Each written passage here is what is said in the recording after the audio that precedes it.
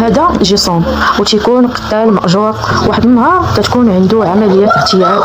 واحد الراجل تيكون غروسيس في المخدرات في المكسيك، ومن بعد ما تبعوه هو وصحابو بالسلاح كيضطر جيسون يقتلو قدام ولدو الصغير.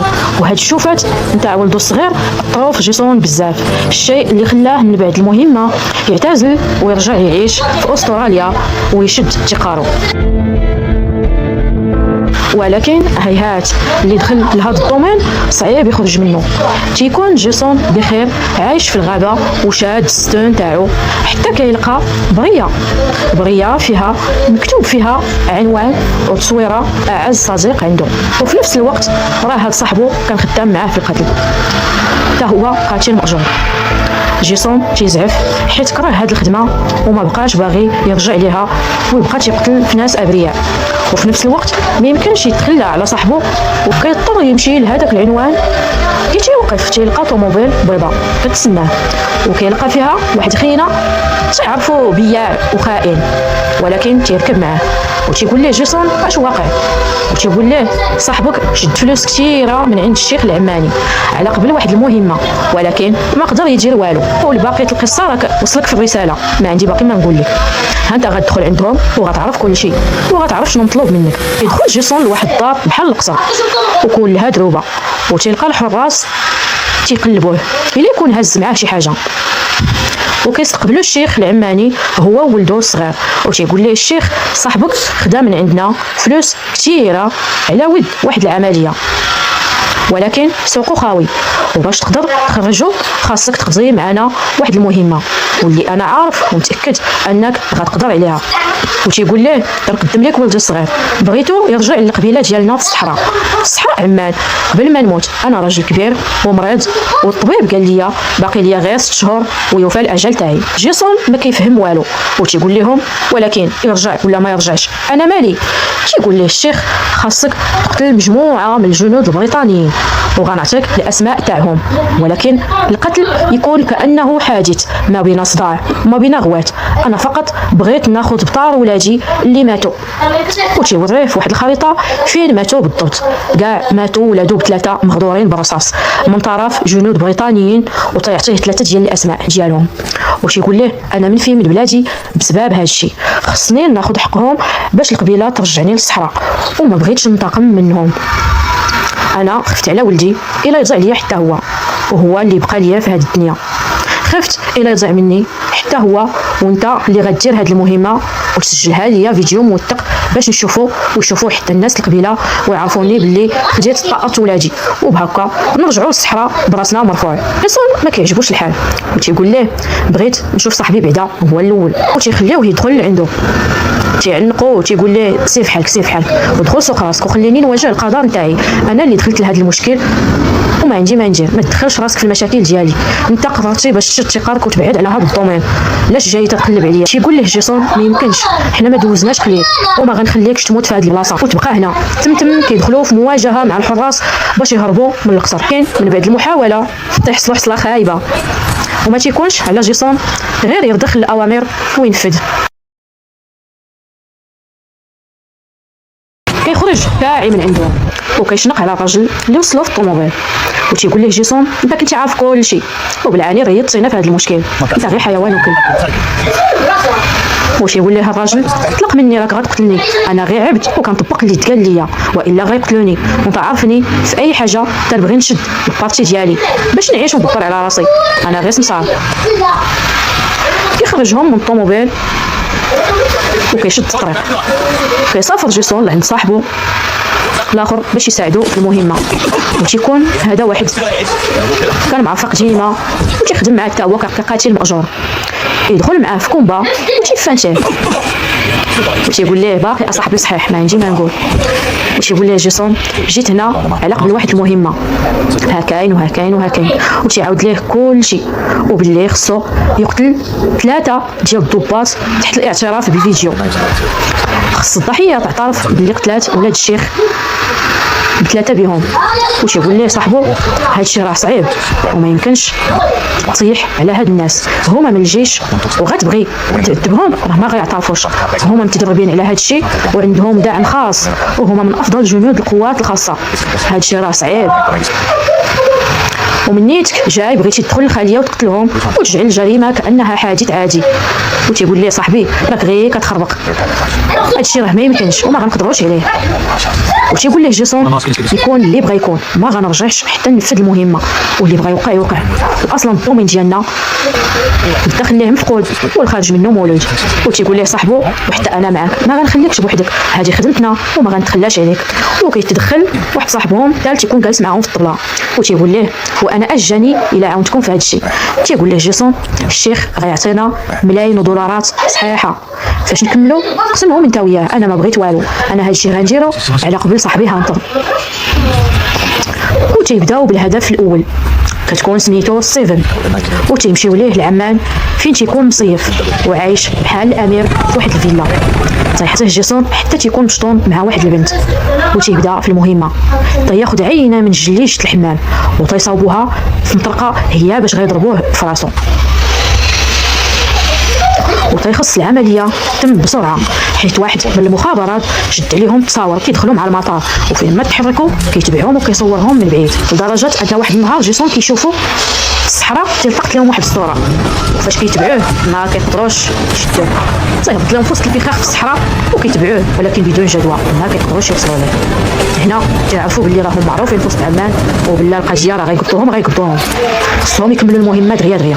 كيدخلوا على هاد ستيفن الفيلا على اساس لقاء تلفازي حتى كيربطوه مع كرسي، وتيقول ليه جيسون تفكر اياك اللي دوزتي في القريه، وتيقول ليه القريه اللي قتلت فيها الحسين بن عمر، وتيقول ليه جيسون اذا كتعترف باللي قتلتيه امام عائلته وولادو، وتيقول لهم هاد ستيفن قتلته ولكن انا ديك الساعه كنت عسكري وكنت كنفذ الاوامر حسن جدا لكم، قنتوا خدمتكم وعرفتوا تطيحوني. تيقول لهم انا ماشي بوحدي كان معايا حتى النقيب ارسول، وتيقول ليه جيسون فين كاين، وتيقول ليه ستيفن قلب عليه في عمان غتلقاه في شي قنت راه ولا كاتب دابا، وكيديوه للحمام وتيخويو شابوان في الارض وتيقتلوه تماك بهذيك المطرقه المجلجه باش يبان باللي غير زلق الحمام وطاح. وهكا كتسالي المهمه الاولى، وتيبداو المهمه الثانيه وتيكون الضابط وورك، وتيكون قناص ممتاز مع القوات العسكريه الصينيه وصعيب يوصلوا ليه. وتيفكر جيسون باش يلقى شي طريقه باش يعطيه السم، وكيتنكر بطابليه طبيب وتيمشي عند فرمليه كتعطيه شي عقار، وفاش تيخرج يتبعوا واحد البوليسي حيت تيكونوا مراقبينهم من بعيد، وكيدخل معاه في مواجهه ما كاين غير ضربين ضربك، ولكن جيسون ما ساهلش ليه قادر عليه تيوعتو مزيان وكيتبع ليه حتى صاحبو حتى هو. تيوصل جيسون عند صحابو وكيدمج هذاك العقار وتيقول صاحبو الليله غندخلوا للقياده العسكريه، وتيقول ليه واش حماق كيفاش انت باينه فيك غتجيب ليا سكته قلبيه، وتيقول ليه جيسون انت تدربتي بزاف تماك وغتعرف كيفاش تدخلنا بارك من الهضره بزاف. وتيمشيو وتيبداو المهمه، وفاش تشوف جيسون لابس الطاقيه عارف القضيه راه مع بدات مع سالات كان هنا.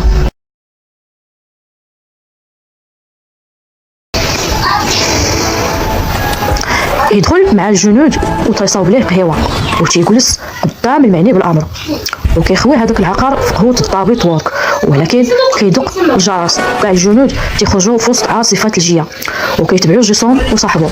تيقول ليه راه كاع ما كمل الكاس تاع القهوه محال يموت، وتيقول ليه جيسون راه غير الشغمه اللي شرب راه كافيه غتنفع. فعلا شويه الضابط كيتكوانسا وكيجمد في بلاصتو وكيصيح، وبسرعه كيسجلوا ليه فيديو وتيسولوا جيسون وتيقول ليه واش عاقل على سالم بن عمر واش انت اللي قتلتيه، وتيقول لهم انا اللي قتلت الملعون ولكن علاش كتسولني. في البلاصه تيموت الضابط. من بعد كتعلن وزاره الدفاع عن وفاه الضابط بالقوات المسلحه انه مات بسبب درجه الصقيع اللي كانت زايده على المعتاد.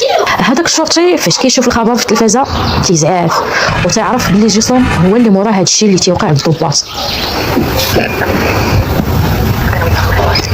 جيسون تيعمل مكالمه لبنت اللي تيعرف وتيسول فيها، ولكن كيلقاها طال عليها الدم وتتقول ليه تعيط وقت ما بغيتي وتبان وقت ما بغيتي وكتعاود تغبر وقت ما بغيتي، انت واقيلا عندك وحده اخرى في حياتك وانا كتفلى عليا جيسون ما كيعرف ما يقول لها وما يقدرش يقول لها انا قتال مأجور، وكيطفي التليفون وتيبقى تتفكر الذكريات والايام اللي دوز معها وبلي ما يقدرش يتفرق عليها.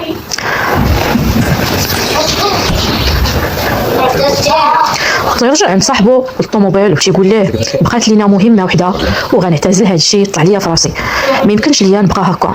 تيشوف فيه صاحبو وتيقول ليه هادشي كله على قبل البنت. ايوا سيدي مزيان.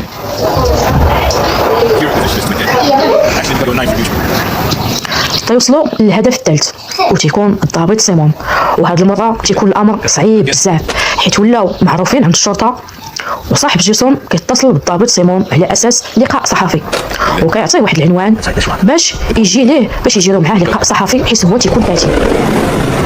من بعد جيسون كيعمل خطه مدروسه على حساب الطريق منين غيدوز الضابط نهار يكون جاي عندهم، حيت مخططين يقتلوه في حادث سياره باش تحت ما يجي خبر ما يجي. فعلا من بعد 10 ايام كيوصل الموعد وتيخرجوا هما 4، 2 مراقبين التسجيل وواحد مع جيسون صايم. كيتبعوه في الطريق حتى كتزير مع واحد الرموك وكيجيو ليه حبكه باش انه يتزير مع الرموك ويدخل فيه هذاك الضابط وكيموت بحال شي حشره. لكن للاسف تجري الرياح بما لا تشتهي السفن. كانوا غيساليو المهمه ولكن عاد غتبدا حيت الضابط اللي مات كانت من وراه الحراسه تابعه، وللاسف هذوك اللي في الحراسه شافوهم. واحد فيهم كيتبع صاحب جيسون اللي كان تيسجل. كيوقع شنيق بيناتهم، تيبغي صاحب جيسون يدافع على راسو ما كيقدرش، ما عندوش معاه القتال. تصدق الثاني تيبغي يشيري فيه تصدق القرطاسه كتدخل فيهم بجوج وكيموتوا بجوج. تيموت داك اللي في الحراسه وتيموت هذاك صاحب جيسون اللي كان تيسجل الفيديو.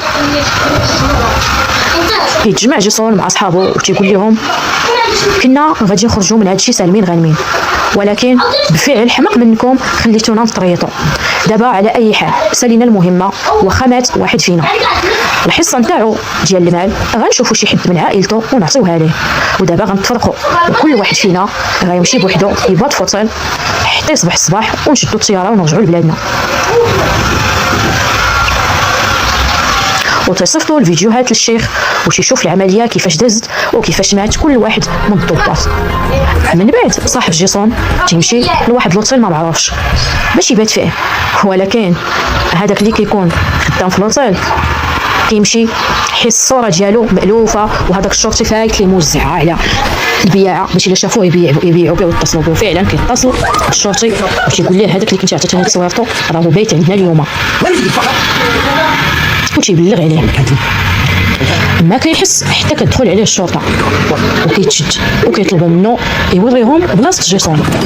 تيخرجوه وتيلقاو الطوموبيل فيها 2 الجثث تاع هذوك اللي ماتوا، وحده صاحبو وحده السيد اللي تقتل، وتيكون واحد الجهاز لاسلكي تماك في الطوموبيل تيسمع منه جيسون كلشي وتيعرف باللي صاحبو تقبض وتيزعاف. ولكن للاسف صاحبو تيهرب من البوليس، وفاش كيتبعوه تيبغي يفانتيهم وما تيشوفش واحد الرموق حتى كيدخل فيه وتيموت للاسف. هذاك الشرطي كيطلع ليه الدم بسبب هادشي اللي وقع، وتيقول للدراري اللي معاه كان عليكم تشدوا حيد، دابا ضيعتوا كلشي وغنبداو ثاني ازيرو. البوليسي مع كيدخل لدارو مع تيلقى جيسون كيتسناه وهز عليه السلاح وكيهدد فيه. قال ليه فين صاحبي؟ تيقول ليه خرج فيه رموك عنده زهر كون طاح في يدي كان غيموت بشويه بشويه. تيقول ليه جيسون غندخل وغنسد عليك الباب، والا حاولتي تتبعني غنضيفك في اللائحه، انت كتعرفني ما غنزقلكش المره الجايه، وخلي الملف يتسد وسير عيش بسلام مع الكلاب اللي انت خدام معاهم. تيقول ليه البوليسي شكون انت؟ تيقول ليه جيسون انت كتعرف سميتي ولكن ما كتعرفنيش شكون انا. تيرجع جيسون عند الشيخ العماني وتيسلموا الاعتراف الاخير وتيقول ليه دابا المهمه سالات ويمكن لولدك يرجع للوطن تاعو. وتياخذ صاحبه وتيخرجوا. صاحبه تشكر بزاف وتيقول ليه بلا ما تشكرني انا ما درتش هادشي على قبلك، انا درت هادشي على قبل بناتك اللي عزازين عليا بزاف وما نبغيش نشوف الدمعه في عينيهم. تيرجع جيسون لدارو وكيتلاقى مع ديك البنت اللي عزيزه عليه تكون داير معاه علاقه وتتكون اسعد لحظه عند جيسون، وكيسحاب ليه صافي غيتزوج وغيعيش هاني ومرتاح. ولكن للاسف حتى كتجيه مكالمه فاش كيجاوب تيلقى واحد تيقول ليه خصك ترجع حيت قتلتي شخص بالغلط وخصك تكمل المهمه. تيقول ليه ولكن انا راه كملت. تيقول ليه خصك تجي وتكمل ما بديتي والا البنت اللي معاك غنخطفوها ونضعف اش غنديرو. جيسون كيولي مرعوج كيتلف وما تعرف ما يدير. تيمشي للبيت ديال البنت وتيلقى مازال البنت كاينه ولكن هكاك رصاصه محطوطه ليها على شعرها وتيعرف باللي قدروا يوصلوا ليه. تيقرر يسافر ويبعدها وتيوصي صاحبو عليها باش يحميها مزيان ويرد ليها البال حتى يرجع. كيوصل للوطيل وكيدخل عند ولد الشيخ يحبسوه شي فيادرا في الباب كيجبدها مع الاول بواحد الديريكتا والثاني بالتقبيسه خاويه في عمرها تيسالي معاهم. كيدخل عند ولد الشيخ وتيلوح هذيك القرطاسه في وجهه وتيقول ليه هذا التهديد الخاوي اخر مره تجيرو معايا والا غندمك. وتيقول ليه ولد الشيخ انت ما صفيتش خدمتك، انت سمعتي الضابط في الاعتراف نتاعو كان واحد الطرف الرابع قتل معاهم خويا وكان عليك تصفيها ليه حتى هو. انت عارف باللي هذا طار وخصك تصفيها لكاع هذوك اللي قتلوا خوتي. تيقول ليه جيسون انت عطيتيني 3 الاسماء هما اللي سرعت عليهم العمليه. وتيقول ليه ولد الشيخ كنا معتقدين هذا الشيء ولكن خرج واحد الكتاب من التاليف الضابط السابق للقوات تيحكي كيفاش دازت الحرب وكيفاش قتلوا خويا الحسين. ما عندي ما ندير لك. يتعصب جيسون وتيقول ليه انت وباك خليتوني نقتل راجل بريء اذا ما عندكمش حس المسؤوليه. تيخرج جاهل وتيمشي عند داك الراجل الخبيث اللي هو سببه في هذا الشيء من النهار الاول وتيسولو على المؤلف الكتاب وتيقول ليه قريب غيكون عنده لقاء صحفي وعندك فرصه يمكن تقتلو فيها ولا بغيتي نشوف لك شي دراري يعاونوك. وتيقول ليه جيسون ولا عليك المهمه غنكملها بوحدي. ولكن اللي ما عرفش جيسون هو ان القصه هذا الكتاب كلها غير ملفقه كذبه وخطه حطها هذاك البوليسي باش يريطو ويلقي القبض عليه لانه حتى هو خدام في الخفاء مع مجموعه من المسؤولين الخونه وطالبين منه باش يصفيها ليه ويلفقوا لجيسون عده تهم. الشرطي كيجمع الدراري اللي معاه وتيوصيهم على جيسون وتيقول لهم ردوا منه البال حيت هو واعر لواحد الدرجه ما كتصورش وإلا حس بكم غيهرب وإلا واجهتوه راه ما غتقدروش عليه. اليوم خصنا نسدو هاد القضيه وبغيت كلشي توقد معايا. الفريق تيشوفوه وصل في واحد الموطور ودخل مع الباب وكلشي مراقبو مع كيدوز من واحد الماما حتى كيدخل بالباب والشرطي تيقول لهم عبر الجهاز السلكي حتى واحد ما يقيسو بغيتو حيد. الشرطي فاش كيوصل وكيحيد ليه الكاسك تيلقاه ماشي هو. ثم راه جيسون واعر عرف كيفاش يفانتيهم تيستغل الانشغال ديال الفريق وحيت تيكونوا بعاد على الكاتب في واحد البيرو كيدخل وكيصفيها الراجل اللي كيدعي انه كاتب وتيقتلو وكيصوروا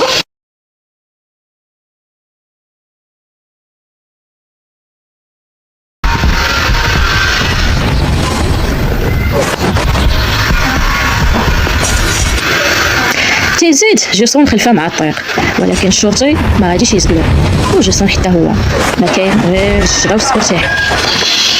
جيسون واعر تعرف كيفاش يسلك راسو تيبقى يجري والشرطي تابعو كان على شويه وغيفلت.